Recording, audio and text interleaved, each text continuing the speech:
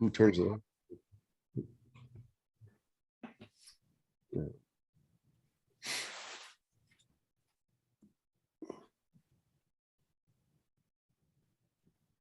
Hugh, did you start the webinar? We have started, Okay. and we're recording.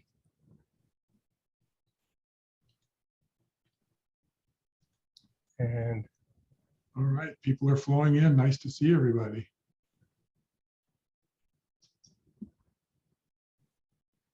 got to make you guys co-hosts. I'm taking care of that now. Okay. Now they should be able to hear you. Okay.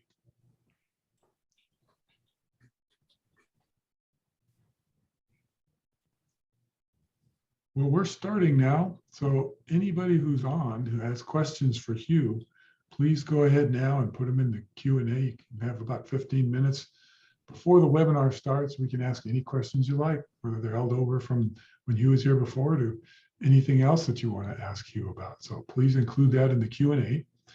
If you have questions for each other or just want to chat, please use the chat function. And the chat function will be open to everybody. You can talk to each other or talk to one another privately. So with that, I'm going to shut myself off here for a second, and then I see we get already getting questions. So you looks like Doug McComb says, not to put you on the spot. You know, Doug McComb would never do that. You would never do that. No.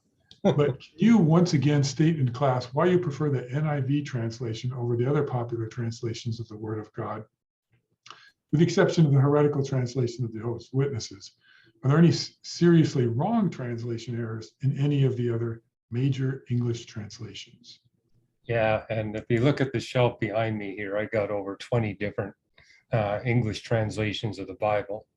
So my preference, when I'm talking to an audience, I usually prefer to use the 1984 NIV. You can't get it anymore. I actually had in fact, it was thanks to a member of the class, I managed to get my 1984 version rebound because it was falling apart. Because I'm trying to preserve it because it's impossible to buy it now. All it's available is a 2011. And I personally got issues with the 2011 version. They have some, in fact, we talked about it in class, how they changed some of the word translations in a way that has significant doctrinal implications. For that reason, the ESV has become quite popular in churches. ESV was basically put out in response to the 2011 NIV. So it's an attempt to do what the NIV did, but without the problems of the new version. That's the English Standard Version. So I use that. I still like going back to the New American Standard Bible. It's really the closest word for word translation you can find. But I also like some of the, more, what do you call them, translations? You might know the word, Mark. Well, idea for idea, paraphrase. Yeah, like the Living Bible, the Message. I mean, those are good translations for pulling out the emotional content. And I make good use of a website called Bible Gateway. If you go to Bible Gateway, you can access over 40 different English translations of the Bible, and it's all for free. So it's an easy way to search, easy way to compare the different translations. I also like the Holman translation, so I use that quite a bit. And what I tell people is pick up your Bible, look at the first few pages, and you'll see the translation principles that they use. And you say, why so many translations? Well, the big problem for English is it's the largest vocabulary language that humans have ever invented. And you're translating, particularly from the Old Testament, from one of the smallest vocabulary languages. So there will be translation issues when you go from a tiny vocabulary language to a large one. And by the way, the factor is 1,000. English vocabulary is 1,000 times bigger than Biblical Hebrew. So you have to anticipate there's going to be issues. And, the most significant issue is that English nouns typically have just one or a couple distinct definitions, whereas Biblical Hebrew nouns will always have multiple definitions. So you have to look carefully at the context to see which definition to use. Whereas in English, And incidentally, a lot of the controversies we discuss, in fact, the book I'm writing right now on dual revelation, I make the point, it's in English, Japanese, and Korean where you have the most active Bible, science, faith debates going on. And what they all have in common, Japanese, English, and Korean, all are languages with a vocabulary size of bigger than 500,000 words. So the problems we face in English are also shared with Japanese and Korean. And I don't think it's an accident that, for example, creation, evolution, young Earth versus old Earth, debates about the flood, how extensive it was, those debates are most aggressive and pervasive in Japan, South Korea, and English language speaking countries. So yeah, don't depend on one translation. You need to Robert have Rowe several. asks, he said, yeah, well, you have another question about that too. Robert Rowe says, Hugh, speaking of translations, have you checked the recently published International Standard Version, ISV, Yes. 2014? As Gleason Archer was part of the translation team, and it was in the works for about 20 years. It says Genesis 1:1, in the beginning, God created the universe, and verse 17 through 18 says, God placed them in space to shine on the earth, to differentiate between day and night, and to distinguish light from darkness. What do you think of that? Well, what that Bible translation is picking up on is that in biblical Hebrew, they don't have a word for the universe. They use the phrase the heavens and the earth. You'll find that 13 times in the Old Testament. That's one of the few English language translations that actually puts the word universe in there instead of the heavens and the earth. I think I had an advantage when I first picked up a Bible for a serious read. I was, educated in Canada. I had to take French. At one point, I had to be bilingual. And the thing about French is it's like Hebrew in that it has a small vocabulary size. So French has a vocabulary size 10 times bigger than biblical Hebrew, but it's not 1,000 times bigger like it is in English. And so how I passed my French fluency test, I memorized about 2,000 idioms. And an example of an idiom would be like the heavens and the earth. It's a phrase that means the universe. And the French language is loaded with those. In English, we really don't have the need for very many idioms. People invent them, but there's no need to use them because of the huge size of the vocabulary. But yeah, great insight from Robert on that one. That's one a translation you want to look at. Again, no excuse. Go to Bible Gateway. And by the way, there's another group called Bible Hub that does the same thing. You don't have to go to a store to buy all these translations. They're available for free on the internet. Thank you. Sam asks, Dr. Ross, in Genesis, why would God use the serpent out of all other animals and creations to tempt Adam and Eve? Well, God has granted angels, and Satan is an angel. He's granted the angels to take whatever physical form they want, at least for a temporary period of time. And so an angel or a fallen angel like Satan, they can take the form of any animal creature they want. They can take the form of a human being, dead or alive. Often when people claim, hey, I got a visit from my dead grandfather, it wasn't their dead grandfather. It was an angel taking the form of their dead grandfather. And some angels can do it very well indeed, where you get the same voice intonation, the same appearance. So that's why we see in 1 John, don't be deceived. Put the spirits to the test to see where they're coming from. And as far as serpent goes, that's somewhat of a generic term. I mean, typically people who speak English will interpret that as some big snake. But others have said, hey, maybe it's a dragon-like creature. So we don't really know for certain exactly what animal form Satan took that's defined by the word serpent. But he has that power.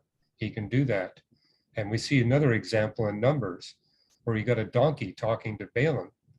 And I don't think it's a donkey speaking to Balaam.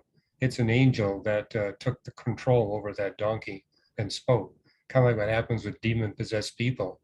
If someone is possessed by a demon, the demon can use the body of that human to speak. Okay.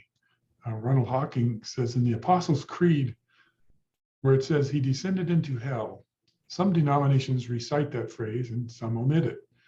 I think when Christ paid the price for all of mankind's sin, it must have been hell for him. Is there any orthodox way of saying the Apostles' Creed?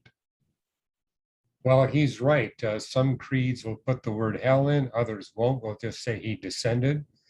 And there's been some debate about exactly where did Jesus go and what was he doing. And so a number of Bible scholars have said, well, there was a waiting place for those who were anticipating redemption by the future coming Messiah. And then there was a waiting place for those who had rejected that.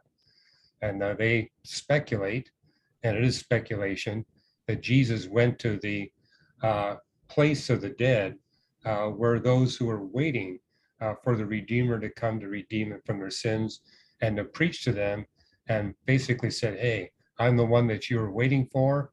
And he took them all with him to heaven. But there's other interpretations on that too. And often the Calvinist Arminian debate gets in there. Did Jesus really suffer for all humanity, or did he only suffer for the elect? Okay, thank you. So Tom Moy asks, Dr. Ross, if human beings are sinful and cannot reverse their actions which cause the calamitous effects of global warming, is it possible the next ice age will already begin in the next 22nd century? If this were the case, would there be a reverse human migration from the increasingly uninhabitable global north to the global south, like Latin America, Africa, etc.? So our children will still be living at that time if the Lord tarries. Yeah. He has a lot more to that, but let's start with those questions.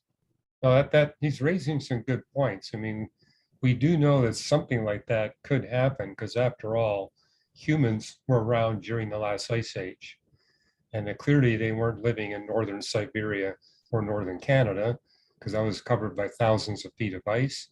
And so, yeah, they would have been forced to live in regions of the world where it was livable. And during the last ice age, at the height of the last ice age, 23% of the planet was covered with thick ice. That still leaves 77% where you can go and live. Now, as to the question, is it conceivable that the ice age could begin, say, in the 22nd century? I don't think there's any possibility of that happening unless we see significant shrinkage of the winter polar ice cap. I mean, there's been a lot of alarm on the internet. Look at how much of the summer ice cap is melting away. But the melting of the summer ice cap typically will cause more rain to fall on Canada and Siberia. And rain will not accumulate as ice. The real danger is if we see significant shrinkage in the polar winter ice cap, then that means open ocean liquid water in the Arctic will be reflecting or absorbing reflecting sunlight with only 6% efficiency instead of 60% efficiency. And all that extra absorbed solar heat is going to create vapor. That vapor will be cold, and that vapor will fall as snow. So that's the real danger. And so far, we've not seen, but there was a significant shrinkage of the winter polar ice cap that happened at beginning about 100 years ago. It has since stabilized, but if we begin to see that there's more shrinkage taking place, then yeah, the warning sign would be, well, you know this from previous ice ages, the warning sign that the next ice age is somewhat imminent is when you see the accumulation of snow and ice first beginning in Western Siberia, near Finland, for example, and just north of Moscow. If you see that happening, followed up by the accumulation of snow and ice in Labrador, then you know we're probably heading in to an ice age. And there's no indication yet in Labrador, zero. There's some debated indications in Western Siberia, but nothing that is yet beyond dispute. But I wrote an article, you'll find it on today's New Reason to Believe at reasons.org. It's an article focused on what's happening with the winter polar ice cap and how that needs to be our bellwether. If we see any change in that happening, any shrinkage, that's the time to take a significant action to make sure there's no continued advance. Because if you don't, you're headed straight for an ice age, and that's going to force the mass migration of people. So all those living in Canada are going to have to find somewhere else to live. How about Southern California? Well, keep in mind the last ice age went all the way into Southern California, and the winter, the port of San Diego was clogged with ice. So yeah, it's not going to, I mean, you'll be able to live in parts of California, but it's going to look like living in northern Norway, for example. Okay, Half an island won't be as pleasant as it is now. okay. You might actually have to get a heater in your home in San Diego. All right, well, let's pray that doesn't happen anytime soon. Hugh, it's time for your webinar. I'm looking at my clock. Okay. You open us in prayer and then we can get on it. Yeah, I'll open us in prayer. Father in heaven, thank you for the Sunday that you've given us. And Lord, every day you give us as a gift here on earth. And may we recognize that as a gift and use it as time you've granted to us to serve and please you. And Lord, to be involved in bringing people to know you as Creator, Lord, and Savior. So this day, open up our hearts to receive more of your love, your life, and your truth. In Jesus' name, amen. Okay, well, very briefly, I want to thank Ross Hoagland for stepping in when I was back in Texas. That was 2 Sundays ago, and last Sunday when I was on my way to Virginia Beach. I spent the entire past week teaching at Regent University. They had me come for a week twice a year, and I haven't had to do that during the pandemic. It was all virtual, but this is my first time to meet in person with the faculty and students there at the Regent. And yeah, they're really excited about the courses we're offering through Reasons Institute. So they've actually are bringing those courses into their curriculum, not as electives, but as required courses for their students. And it's just a thrill for me to engage the faculty and just see how thrilled they are with the partnership they have with us here at Reasons to Believe. And hey, it was an opportunity for me to present some new material, new apologetics breakthroughs of a couple of talks I gave there. I'm looking forward to giving those talks here in the Paradoxes class and getting them recorded and posted. And one of the things I did there, they had me do 11 10-minute video shoots where I was looking into the camera and answering the 11 most frequent questions on science faith issues. And those are being post-produced by their film crew. Regent University is an excellent film school. And so a month or so from now, they'll be posting that to their different classrooms. And they're also going to make it available to us here at Reasons to Believe. So we'll be able to post that on our YouTube channel. So that's what I've been doing for the past 2 weeks. And during those past 2 weeks, there was an amazing scientific discovery I want to share with you. I just finished writing a blog on it, but that blog will not be available until April. So this is the first time that I get to share with you about this. So with that, I'm going to share screen.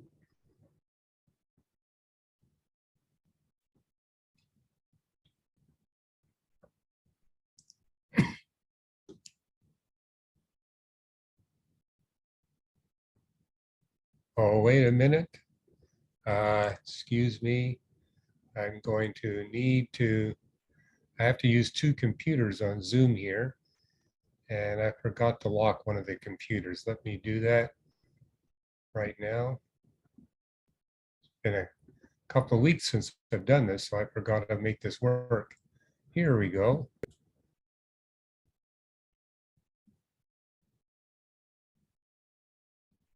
Whoops. It went out again on me. Stop the share feature here. And give me a minute to set this up again.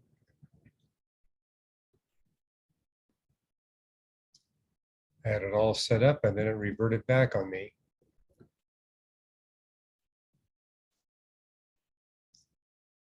Here we go.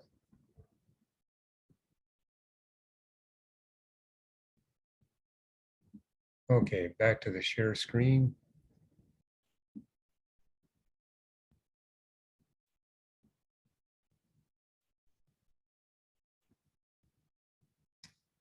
Okay, we should be in business now. Should all be seeing my first slide here. And once again, it's just a reminder, I do take questions on Facebook and Twitter, and Reasons to Believe does have a 24/7 YouTube channel that you can subscribe to for free. And by the way, if you got questions you want to pose to our other staff scholars, we now have 150 scientists in our scholar community around the world. And yeah, you can post questions to them as well.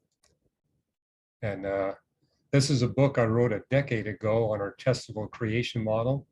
Actually, it's a summary of our testable creation model, because after all, we have over a dozen books on our model, but people said, hey, where can I get it all in one book? And yeah, you can get a free chapter at reasons.org/Ross. The only item we got in our store in Dual Revelation is this docudrama where we interviewed scientists and theologians on the doctrine of dual revelation. And by the way, in June, we're going to have a workshop on dual revelation. We're going to bring in some of the leading theologians that have written on this subject to kind of engage and debate me on the book I'm writing on it. And one of the things we're going to try to do in the book I'm writing on dual revelation, it's now more than 2/3 done, but we're actually going to invite these theologians to give a response, like a 1,000-word response to what's in the book. So you'll actually get to see a range of perspectives. So I just all got set up. And this is the Zoom address that all of you will need to go into our web meeting. I've gotten some good feedback from all of you that you really enjoy, after the teaching time, having a webinar time where we get to do Q&A, but also have a web meeting time for Q&A. So we'll be doing about 15 minutes of webinar Q&A after my teaching time, and then we'll segue from the webinar to the web meeting. And the web meeting, I get to see all of you. You can turn your cameras on, your microphones on. You can ask your questions verbally. You don't have to. If you want to leave your microphone and camera off, you can do that and post your question in the chat. It's also time to get to know one another and to share with one another. So we'll actually have a Zoom meeting that will follow this webinar. And what I want to share with you is a new paper, actually a couple of papers that got published recently that gives us the most direct proof that we live in a Big Bang universe. And you know, there's two segments of society that are still questioning the Big Bang creation model. One obviously would be young Earth creationists. They don't like the Big Bang model because it makes the universe billions of years old, and they're trying to keep the universe at just thousands of years old. And then the other group are theologians. You know, I'm responding to a lot of conservative evangelical theologians who basically take the perspective that science is an enterprise that's always changing. I mean, I've been rather shocked in reading their books. These are books that have just been published in the past decade, where they say, well, science today seems to indicate we live in an old universe, but all that could change in the next couple of years. We could have the scientists saying we live in a young universe. Or right now, science seems to indicate there's a Big Bang, but all that could change. There's this idea out there that science is a changing paradigm. Everything is dynamic, everything is subject to change. And so I just finished writing a paragraph or a chapter for the book Dual Revelation, saying that's a mistaken idea of how science operates. So for example, we have Galilean dynamics that was penned by Galileo hundreds of years ago. And guess what? We still teach that in physics classes today. None of that has changed. And it was Galilean dynamics that led to the development of Newton's laws of motion and Newtonian mechanics. And guess what? That's still taught in all physics textbooks to this day. So we have foundational science and we have frontier science. Foundational science is a science that has been thoroughly established and exhaustively tested and proven and is recognized to be stable and secure. This is science that's never going to change. But then there's frontier science, where we're basically looking beyond the foundations of science at the frontiers of scientific knowledge and understanding. This is where we see things being dynamic. But what I want to share with you today, the Big Bang is not in that category, has not been in that category for some time. And especially we now have some new measurements that really should persuade everyone, young earth creationists and theologians included, that we really do live in a Big Bang universe and there really is a Big Bang creation event. And I want to give a little bit of historical background here. And it all begins at Princeton University. And this is the physics and astronomy building at the Princeton University. And ironically, one of the physics professors, he's passed on, but one of the physics professors of the 1930s, 1940s, and 1950s, utterly opposed to the Big Bang creation model because he was an atheist, nevertheless played a crucial role in establishing that we really do live in a Big Bang universe. And it was back in 1948 that Robert Dicke calculated, hey, if there's a Big Bang universe out there, there's going to be residual radiation left over from the cosmic creation event. And he said, right now, we don't have the technology to be able to discover that radiation because the temperature would be very low, only 3 to 5 degrees centigrade above absolute zero, what physicists call 3 to 5 degrees Kelvin. Kelvin is a measurement where we start, the 0 point is absolute zero. So, and interestingly, Robert Dicke was wanting to actually find some way to search for that radiation, because it says if we don't find it, that would prove the Big Bang model is wrong, that we don't have to put a Christian perspective on the universe.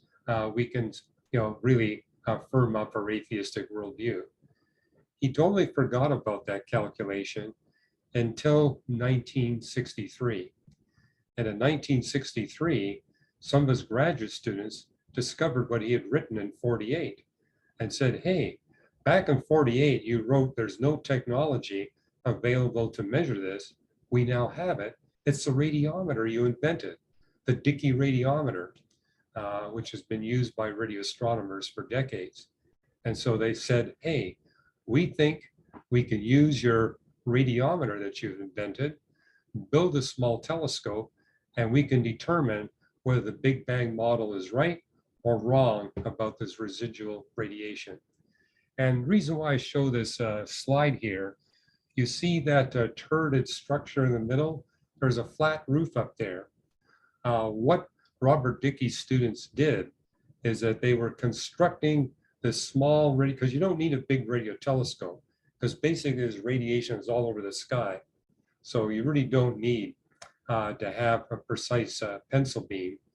And so they were busy making the radiometer. The plan was to put it on the roof of the astronomy building there and see if that residual radiation existed or not. And his students were James Peebles, himself a famous cosmologist, David Wilkinson, for whom the Wilkinson microwave anisotropy probe was named, and then another physicist, P.J. Roll. So Peebles, Wilkinson, and Roll had just finished building this radiometer. They had it up there in the roof, and they were set to make the observations when Robert Dicke got a phone call. And the phone call he got was from two physicists at Bell Labs in New Jersey. And what they had done at Bell Labs is they had built this radio telescope. It's basically a horn radiometer, and it measures 50 feet by 50 feet. That's the collecting area there that you can see Arno Penzias and Robert Wilson there standing just below the horn antenna. And so the radiation would come in that little square 50 by 50 foot spot, and then would be funneled down to, they had a Dickey radiometer. They used Dickey's instrument there to actually detect the radiation. But the famous story is they were finding excess radiation and we're trying to figure what it was. And they thought, well, maybe we got a lot of pigeons coming here and they're making deposits on the mirror. So they actually cleaned all the pigeon droppings off of the horn and they still had the signal. And everywhere they looked, there was a signal. So it's not just one spot in the sky. Everywhere we look, we see it. And then someone suggested, I think you need to call Robert Dickey. So they called Robert Dickey, and Dickey explained to them, you have found what my graduate students are looking for right now on the roof of our astronomy building. And what Arnold Penzias and Robert Wilson had found was the radiation left over from the cosmic creation event. And so they published their paper in the Astrophysical Journal. And kind of where I come in this is that Robert Dickey came to the University of British Columbia to give a lecture to the physics department. And he's basically lecturing on why he thought the Big Bang model was wrong and why he thought his own, what he called the Brons-Dickey theory was correct. And basically saying, yeah, the problem with Big Bang cosmology, it's theistic. I'm not a theist. Therefore, I'm convinced that it's not correct. And I had been trying to join the American Astronomical Society and get their deal on journals because as a student, you could actually get all of their journals for just $10 a year. So, and I was having trouble actually fighting off all the physicists in the library to get copies. And no one at the University of British Columbia was a member. The only way you can become a member is be recommended by a member. But I remember it was George Volkoff, who is famous for working with Oppenheimer to show that there had to be neutron stars and black holes in the universe. He said, I'm going to ask Robert if he'll sign your application. And Robert did. So thanks to Robert Dickey, I became a member at age 19, youngest member of the American Astronomical Society, because Robert looked at all the stuff I'd been writing. I'd won the prize for the best article in the Physics Society journal. And he says, fine, I'll sign it. And then I got my issues. Well, one of the first issues of the Astrophysical Journal I received was one that basically talked about the discovery by Arnold Penzias and Robert Wilson. It was titled Excess Radiation Discovered. And right next to it was a paper by Robert Dickey and his 3 graduate students who were just now looking for the same radiation. And they explained what they had found. Dickey got scooped by Arnold Penzias and Robert Wilson. They serendipitously found the very radiation that they were searching for, but also established that Dickey was wrong. It really is a Big Bang. It's not what we see in atheistic model. Although it was interesting when I read the paper, the published result they gave was that the temperature left over from the temperature, the radiation left over from the cosmic creation event was 3.5 plus or minus 1.0 Kelvin. Typically, that would not get published in a science journal because you've got a signal to noise ratio of only 3.5. And typically the standard is you need to have a 5-to-1 ratio between the signal and the noise. But this is considered to be such a monumental thing that they found that they said, we're going to actually let it get published, even though the signal to noise ratio isn't great. And this same horn was used and Dickey's instrument was used to actually make follow-up observations. Dickey's graduate students confirmed what they had found. And this led over the years to increasingly more and more accurate measurements of the temperature left over from the cosmic creation event. Now, what astronomers did is over the years, they had made more and more precise measurements of this temperature that we see all over the sky. But also there is a group of astronomers who are not using radio telescopes, but optical telescopes and infrared and ultraviolet radiation telescopes to look at spectral lines in distant galaxies, where those spectral lines are basically telling you what's going on in the medium between the stars. And an interstellar medium inside a galaxy is affected by the radiation left over from the cosmic creation event. And when you're looking at a distant galaxy, you're looking at an earlier epoch in the history of the universe. So for example, if you look at a galaxy 7 billion light years away, you're seeing the universe as it was 7 billion years ago. And we would expect that the temperature of the radiation left over from the cosmic creation event would be hotter, because after all, the universe is expanding. As it expands, the universe cools off. And the goal was, if we could actually determine that the universe, as it expands, is cooling down at exactly what we'd expect from a Big Bang creation event, this would rank as direct proof that we do indeed live in a Big Bang universe. We have lots of indirect methods of determining that we're in a Big Bang universe. We're in a Big Bang universe, for example, it determines the abundance of elements that will exist throughout history. And that's been a favored way of proving the Big Bang, but by far the most direct method. And the method is easiest for lay people to comprehend, including theologians and young earth creationists, is to actually demonstrate that the universe is getting colder and colder as it gets older and older, getting colder and colder as it expands from the cosmic creation event. Because a key component of Big Bang cosmology is the universe starts off infinitesimally small and near infinitely hot. And then it's expanding under the laws of thermodynamics. And those laws of thermodynamics tell us as the system expands, it gets colder and colder. Well, this next slide here shows you, here we go. This next slide here actually shows you some of these temperature measurements that optical astronomers have made in their telescopes.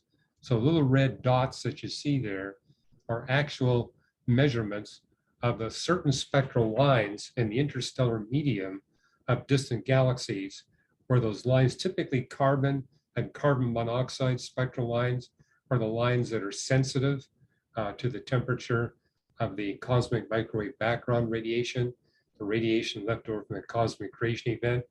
And so the hotter that temperature, the stronger the line. And so you can see all those little dots that have been out there. And typically when you get to great distances, you're running into progressively larger and larger error bars. But the thing I've noticed, and this has been around for over a decade, these measurements, the only new one there is the one you see right in the middle, around 7 billion years ago, or 7 billion years after the cosmic creation event. And that little thing at the top there indicates where it got published. It was Muller et al. In Astronomy and Astrophysics, and it was published in 2013. And it's by far the most precise measurement of the temperature of the radiation left over from the cosmic creation event that's at significantly earlier times in the history of the universe.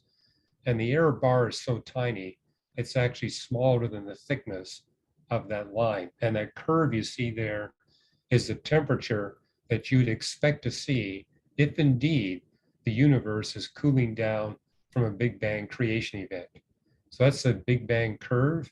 Assuming you know the expansion rate of the universe and the universe's age, that is a cooling curve you'll get. And we got very accurate measurements that are at the present or very close to the present. As you go back in time, the error bars get bigger. But in the case of the paper published in 2013, they were able to find a really good spectral line and measure it to high precision. And this was published as dramatic evidence that indeed we do live in the Big Bang universe, because it's exactly right on the predicted curve. As I said, the error bar is actually smaller than the thickness of that line, and it's right in the middle of that line.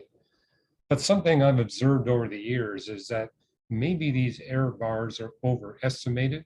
They do include not just the random errors or the statistical errors, but the systematic errors as well.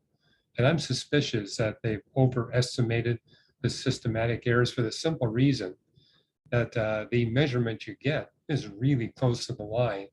So it's hard for me to believe that the error bar is as big as what you see displayed there. Now, what is new, and this has been a point that a number of people who have been suspicious of the Big Bang have pointed out, and said, well, your measurements only go back to when the universe is about 3.5 billion years old. You've got no measurements previous to 3.5 billion years. And the response of the astronomers is, well, with the telescopes we got now, the carbon and carbon monoxide lines on galaxies that are so distant that we're measuring the state of the universe when it was younger than 3.5 billion years, we simply don't have enough signal to noise ratio.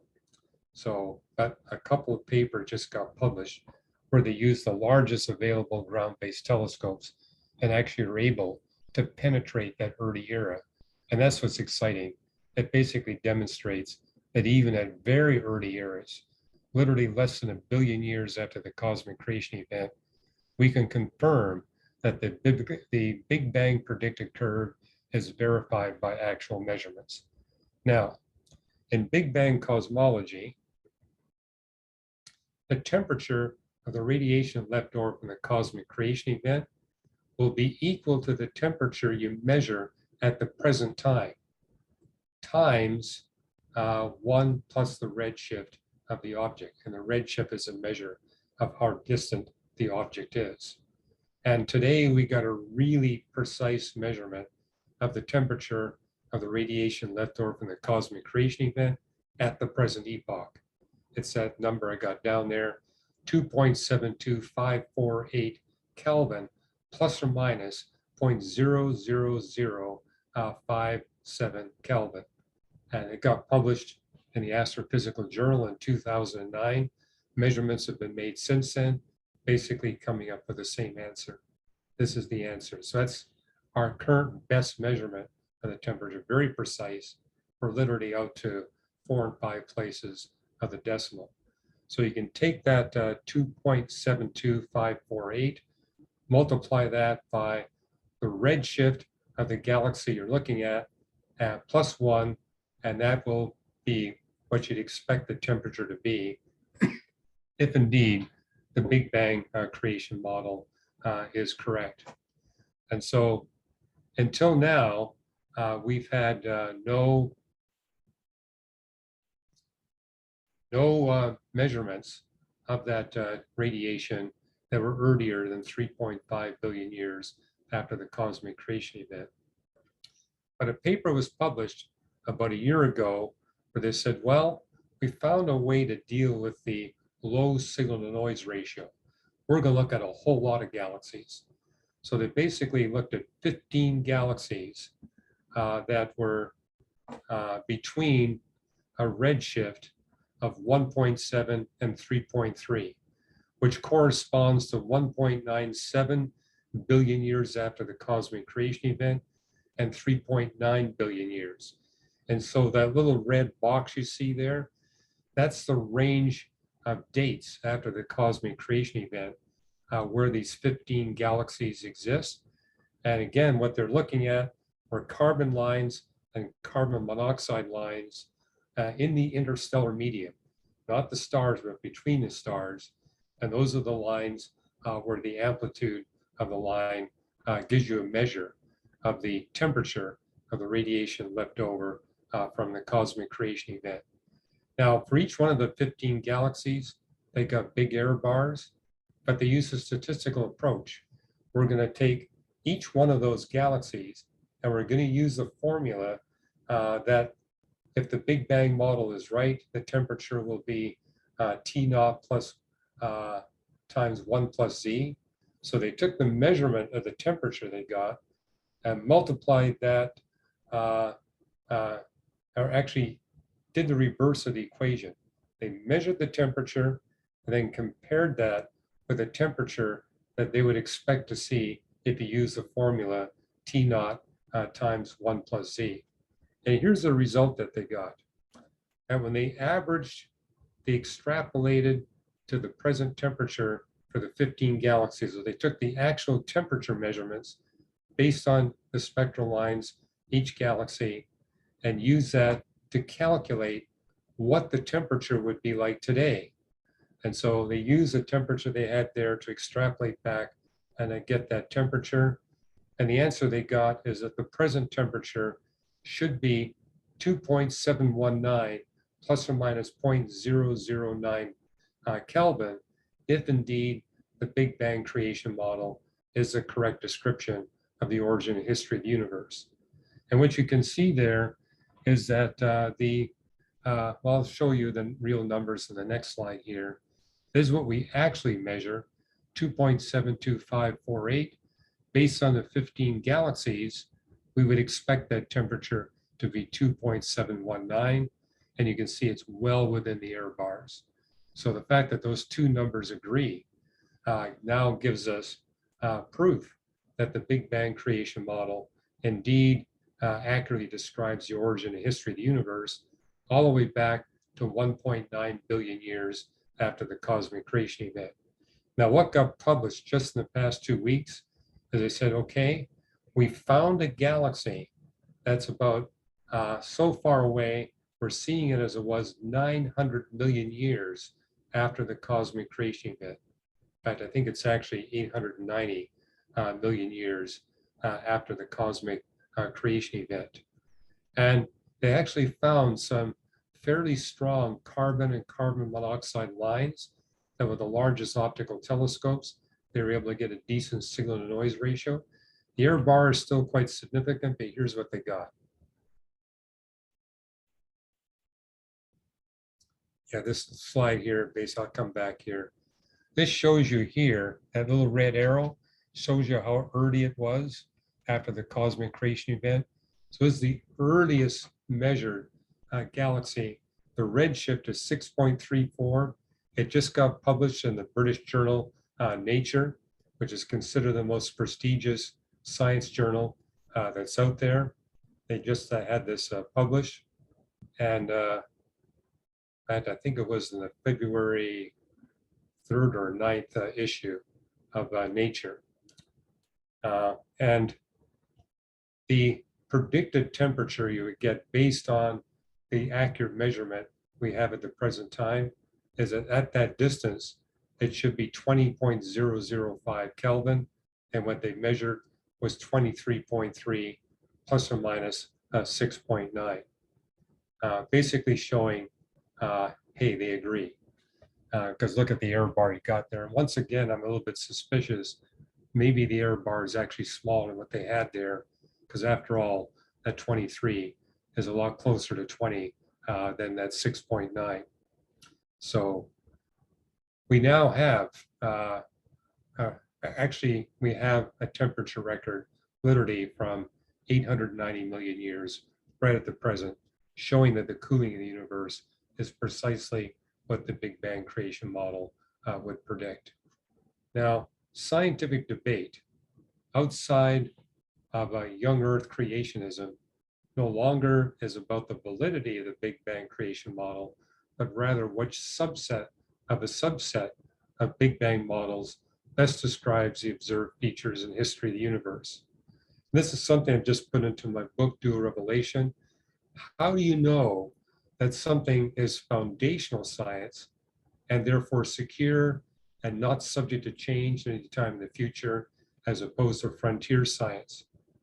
You know that when you go into a database, like the one you see managed by NASA, where they maintain an archive of all the physical science research papers that are published in all the peer-reviewed journals around the world. And if you look at that, you see that there's no debate over the Big Bang model. Rather, what you see, there's debate over a subset of Big Bang models.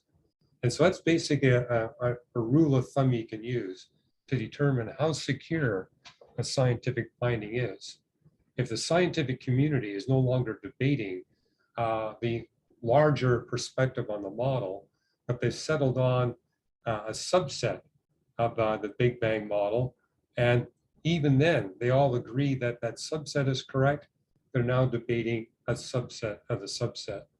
So for example, what we see is that the status of the scientific debate about the Big Bang is one in which the lambda CDM hot Big Bang creation model best describes the observed features in history of the universe.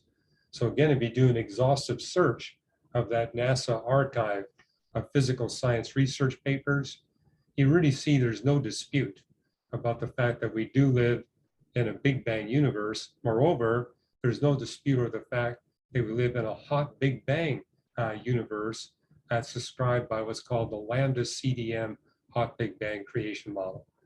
And lambda refers to dark energy. It's basically saying we now know we live in a universe, a Big Bang universe, where the dominant component of the universe is dark energy. And the second most dominant component is cold dark matter. Now, within that camp, there's dozens of Big Bang models. So there's dozens of what we call lambda CDM models. Models where they introduce, for example, a small amount of warm dark matter to accommodate the predominant cold dark matter. Models, for example, that look at dark energy as being governed by one physical constant, and others saying it's dominated maybe by two constants or three constants. So debate is going on at that level, but we don't see any debate over whether or not we live in a Big Bang universe. Moreover, we don't even see debate that we live in a hot Big Bang lambda CDM model. Now, before we go to the next Q&A time, a little bit of historical background. I remember when, in fact, I took a course from a famous astrophysicist. He passed away a little while ago. He was the chairman of the astronomy department, University of California, San Diego. And when I was a graduate student at the University of Toronto, they had invited him. His name is Jeffrey Burbidge, really famous astrophysicist at that time, but all his life committed to atheism and very opposed to the Big Bang model, even opposed to the idea that quasars are cosmological distances. But he came to the University of Toronto to do a 1 week-long course. I took that course from him, and I remember him saying at that time,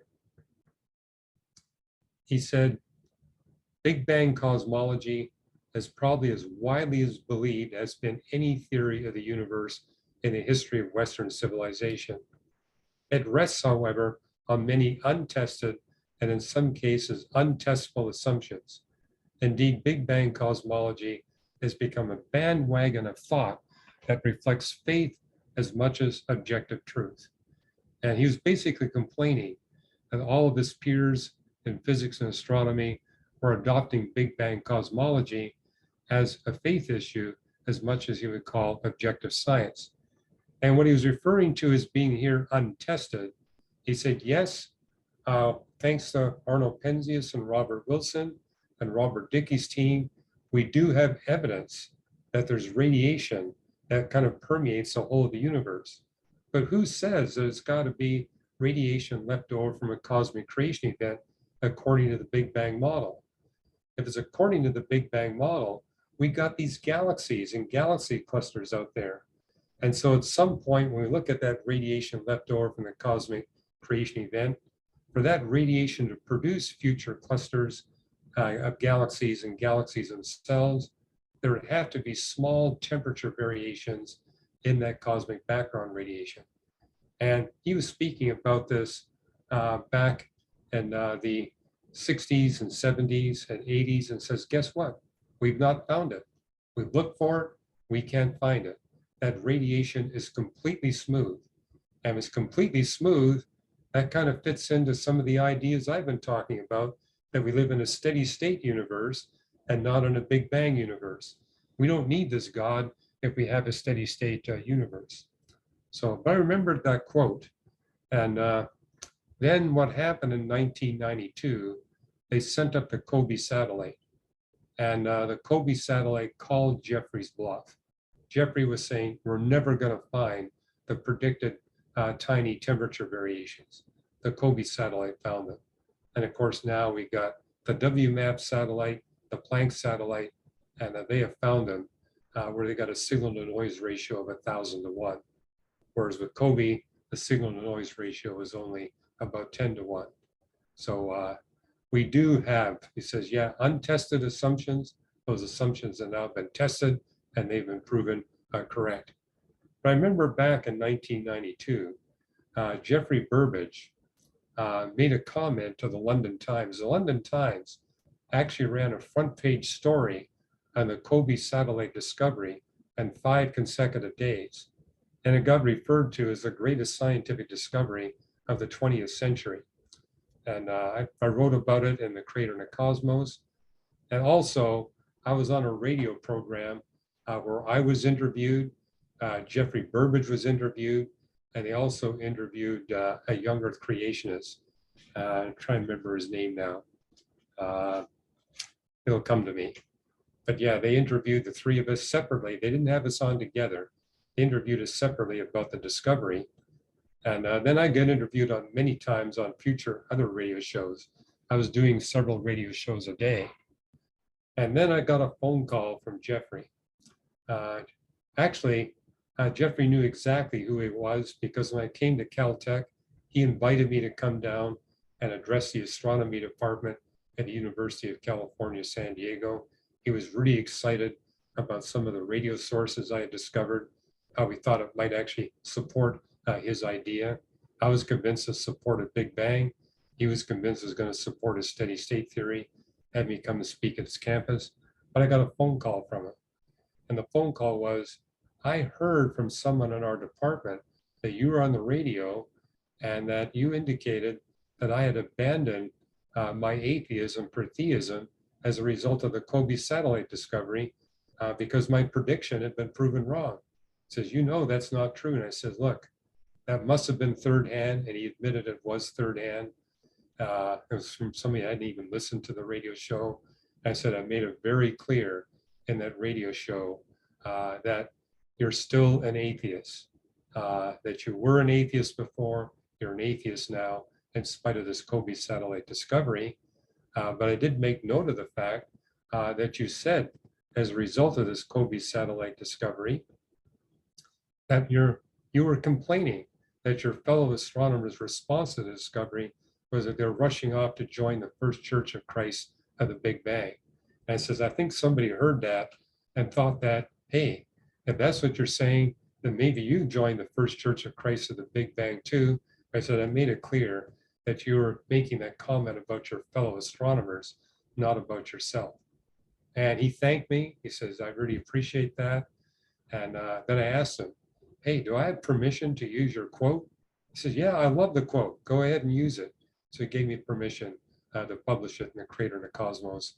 It's still there. That indeed, because of this discovery, they're rushing off to join the First Church of Christ of the Big Bang. Now, astronomers have done that. The evidence today is so utterly overwhelming. They haven't become Christians, but they have adopted this idea. We clearly do live. There's indisputable evidence now that we do live in a hot Big Bang universe that's dominated by dark energy and secondarily by cold, dark matter. My prayer is, thanks to these new papers that just got published, especially the one that got published just 2 weeks ago, that we're going to see young Earth creationists finally joining the First Church of Christ of the Big Bang, and these theologians who are so concerned that nothing in science can be trusted, they'll actually begin to recognize there's 2 components to science. There's foundational science and there's frontier science. It's actually the same as what we see in Scripture. It's the doctrine of perspicuity. There's parts of Scripture that are crystal clear, particularly those that pertain to how we can come into a relationship with Jesus Christ and be saved from our sins. But there's much in the Bible that can be debated. So there's frontier theology, just like there's frontier science. There's foundational theology, just like there's foundational science. This is really, the 2 books really do operate the same way. And hey, if you want to read about this in terms of the theological implications, what I find interesting, it's scientists who see the Christian implications of Big Bang cosmology. It's Christians that struggle to see these implications. So yes, with the assistance of the Hebrew scholar John Ray, the two of us wrote an article, Big Bang, the Bible Said It First. Believe it or not, we wrote it in 2000. It's up on our website. And then I also wrote a follow-up, Does the Bible Teach Big Bang Cosmology? Where I basically answered the objection. It's not John Ray and myself reading this into the Bible from the hindsight of knowing the Big Bang creation model is correct. Theologians who lived centuries before us saw the same thing in Scripture. It's foresight as well as hindsight. Okay, I'm way over my time. My apologies. I hope to get, next week, we're going to just do the Bible lesson. And I'll stop the share feature there. And actually, we're talking 2 weeks because now that the COVID's over, they got me traveling a lot more. I'm going to be on the Sanibel Island in Florida, speaking in a church there next Sunday. But I'll be back for the rest of March, and I'm only going to be gone one Sunday in April. So we'll take Q&A for a few minutes, and then we'll move into Q&A in our web meeting. But right now, we'll stay in the webinar. Okay, so we have some, some good, great questions as usual. Tim says, with recent advances in imaging black holes, as well as launching new satellite telescopes, are there any new scientific discoveries or developments that you're anticipating or are hopeful for? Well, one thing I didn't wanted to mention, but I went way over time, so I cut it out. I'll add it right now. The James Webb Space Telescope is the ideal instrument to measure the temperature of the cosmic background radiation to high precision at early epochs in the universe. So it's going to be able to drive the signal to noise ratio up by at least a factor of 10, if not 100. So that's something we can look forward to.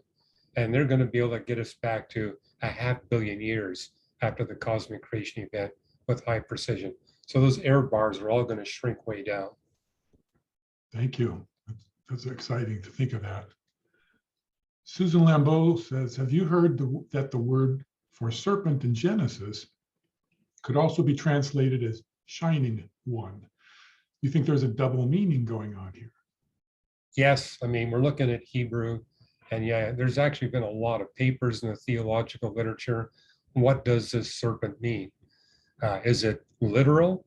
And yeah, it could be that Satan took on a literal form of an animal. But there again, as I mentioned, there's a lot of debate. What kind of animal was this serpent? Was it a sea creature? Was it a dragon? Was it an actual snake? Exactly what was it? And what did it look like? Was it beautiful? Was it ugly? Then there's others that say, well, we think that it was Satan, but that Satan wasn't necessarily appearing in physical form. And this term serpent is a title that was given to him. And after all, if you look at scripture, he's called a lion, a roaring lion, a serpent. There's lots of names attached to Satan and Lucifer. So it's a debate. I don't really take a position on that because after all, you're trying to draw conclusions from just a couple of verses in the book of Genesis. But bottom line, I think what we can all agree on, and this is where I see Hebrew scholars who debate this, they all say there's no doubt that Satan entered the garden and tempted Adam and Eve. How he pulled it off and what the role the serpent plays, but the serpent was part of that deceptive thing.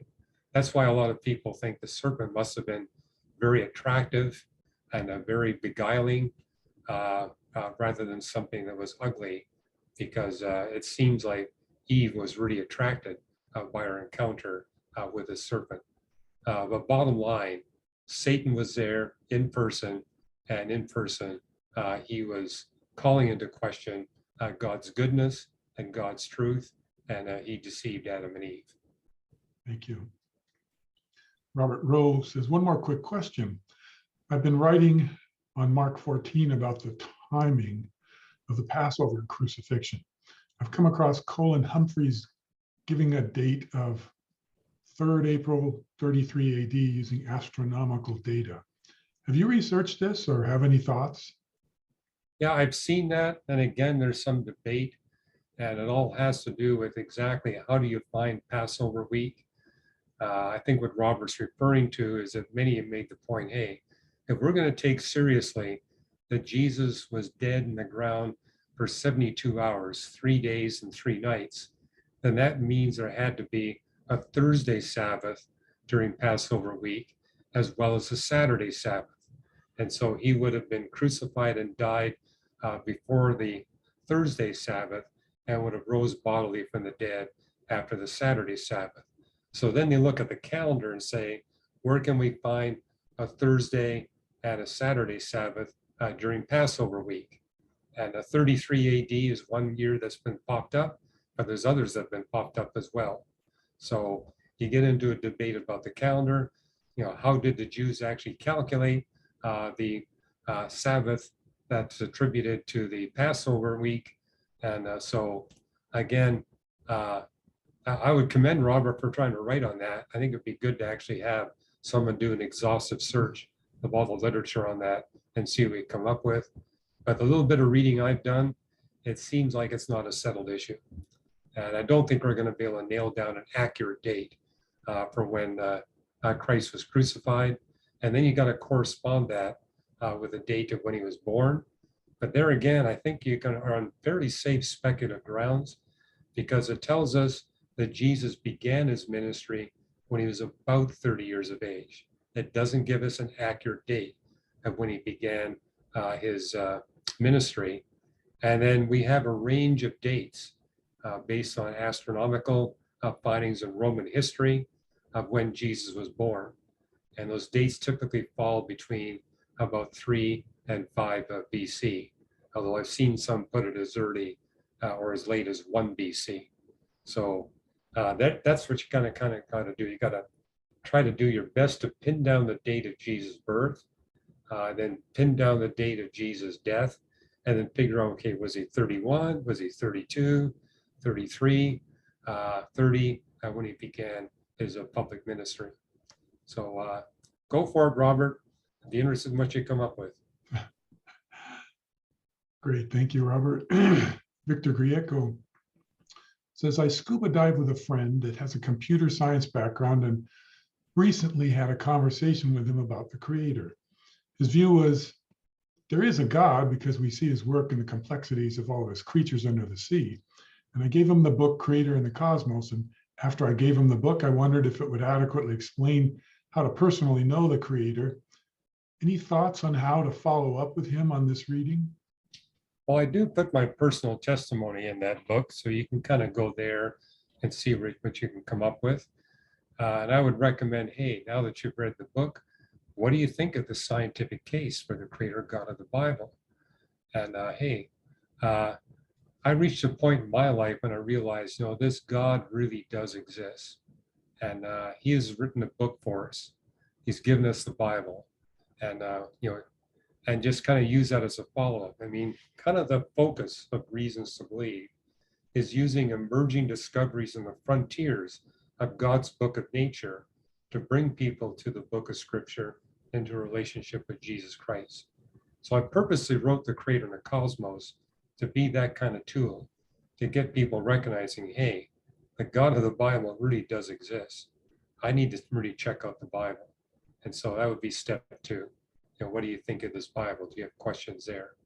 But also, at some point, discern when they're ready to seriously consider asking Jesus Christ to forgive them of all of their sins, past, present, and future, and to make him the Lord, the boss of your life. He knows better than we do what's best for us. It only makes rational sense to put him in charge of our life and take directions and commands from him, because he knows what's best for each one of us. So, I think, if you actually have more than one Christian engaging this individual, you might be able to discern, okay, when are they ready to make that commitment? But first find out, what does he think about the scientific evidence, the case for the existence and operation of the God of the Bible? and take it from there. Thank you. Arias Daya says, Dr. Ross, can you shed some light on this short video clip, which was an interview with William Lane Craig published just a day ago, and obviously we can't open that up right now. But it says he explains your disagreement with him and Dr. J.P. Moreland about the dimension of time. Do you remember anything about that? Oh, I sure do. This happened, about 25 years ago at an Evangelical Theological Society national conference. And I was asked to give a paper and a talk on the fine tuning of the universe and the earth as evidence for God. And the respondents, I had 3 respondents. One was, Tom, I'm trying to remember his last name. He's passed away, but he's a famous Methodist theologian who went from liberal theology to conservative theology. And so Tom, reviewed my talk and my book and, kept on topic. And then J.P. Moreland and William Lane Craig, they gave a response, but they ignored the talk, they ignored the book, and they decided they wanted to critique Beyond the Cosmos instead. And so, I sat there for their critique, and I was able to give a response to their critique. And they wound up writing a book critiquing Beyond the Cosmos. And so we put all that on our website. It's on our website to this day. You can see the original paper that I gave. You can see the critique that William Lane Craig and J.P. Moreland gave to the book Beyond the Cosmos. And then I wrote a response to what they wrote, and then I invited them to respond to my response. Both J.P. Moreland and William Lane Craig said, there's no need, you've adequately responded to our critiques. Now, it didn't all get published in the Evangelical Theological Society Journal. In fact, I think instead it didn't get published there, it got published in the Evangelical Philosophical Society Journal. Unfortunately, all they published was Bill Craig's critique and J.P. Moreland's critique. They did not publish my response to their critiques, but it's up on our website and you can see them. And again, both J.P. and Bill said, hey, yes, we see how we took things out of context here and said there's no need for us to respond to your response. They thanked me for the invitation, but they said, no, your response to us is more than adequate. And I had a long conversation with Bill afterwards and said, hey, I really want to, says, you clearly misunderstood what I was saying in Beyond the Cosmos.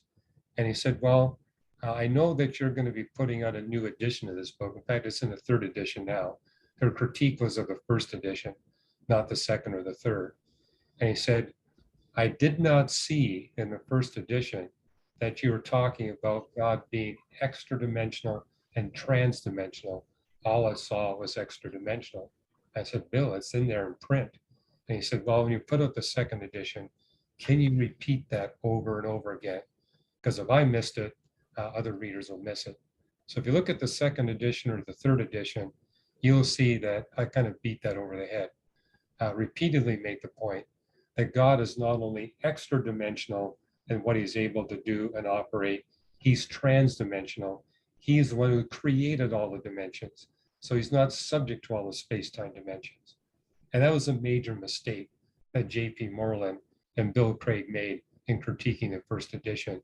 They were presuming that I was limiting God to only being able to operate within the dimensions that he created.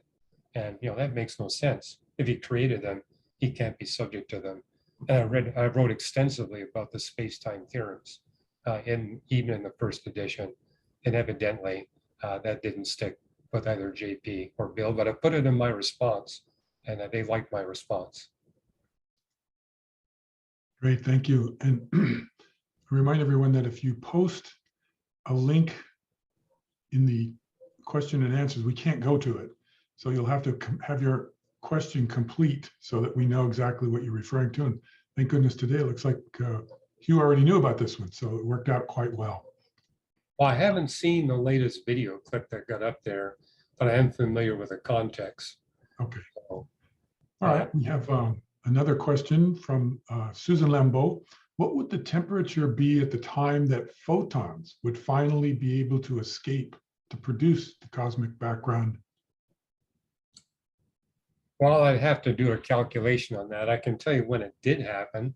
Photons were finally visible in the universe when the universe was a trillionth of a trillionth of a trillionth of a second old. So what I'd have to do is figure out the redshift of that extremely early epoch, put it in the formula, and then I could give you the exact temperature. But I can't do that off the top of my head. Oh, I'm disappointed.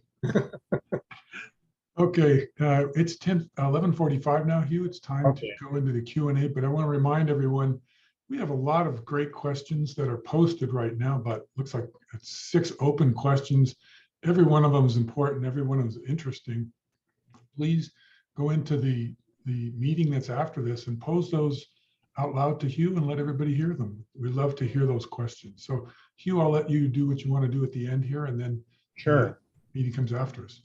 Well, people have been telling me they like to be able to discuss and dialogue with their cameras on and microphones on. So yeah, what I'm going to do right now is shut down the webinar and open up the web meeting. And I'll show you the URL again so you can get into the web meeting. And there you can ask your questions anonymously if you want, put them into the chat feature, or I would prefer that you turn your camera on, the microphone on, and ask the question so we can all hear. And that also gives opportunities for other people that are part of this class to jump in and say, hey, can I give my perspective on that? So that way we're kind of dialoguing as a group rather than just me answering people one at a time. So, and it's also a chance if you want to give a testimony of how God has used you to communicate spiritual truth to a non-Christian or Christian, we'll give you those opportunities. And I'm going to ask you to keep the description of that brief. I'm targeting a minute or less. But hey, it looks like we got lots of questions, so we'll be looking at those as well. And I'm going to try to alternate between a live question and a chat question. So here, let me share screen again.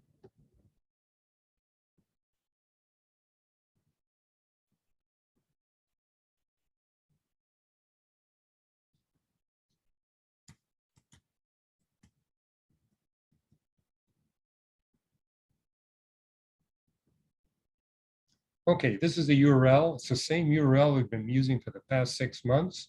So you've already got that written down. That's all you're going to need to get in. It's also posted at paradoxes.org. So if you go there, you'll see it. And so, and then when you do get into the web meeting, you'll be put into a waiting room. Give me a minute or two to pull you from the waiting room into the actual meeting. And once you're there, you can turn on your microphones and your cameras, or if you prefer to be anonymous, you don't have to. So I'm going to stop the share feature now.